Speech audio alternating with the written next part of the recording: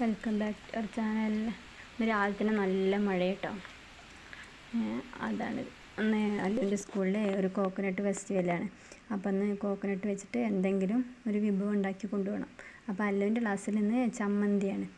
അതിലേക്കുള്ള ഇൻഗ്രീഡിയൻസാണ് തേങ്ങയുണ്ട്, പിന്നെ പുളിങ്ങുണ്ട്, പച്ചപ്പുളിങ്ങ അടുത്ത്, ഇഞ്ചി, കുരുമുളക്, ചീനിമുളക്, കറിവേപ്പില, ചെറിയ ഉള്ളി, പിന്നെ ഉപ്പുമാണ് പാകത്തിന്. അതിലെടുക്കാൻ മറന്നു ഞാൻ. ഇതൊക്കെ കൂടിയിട്ട് അരയ്ക്കുക.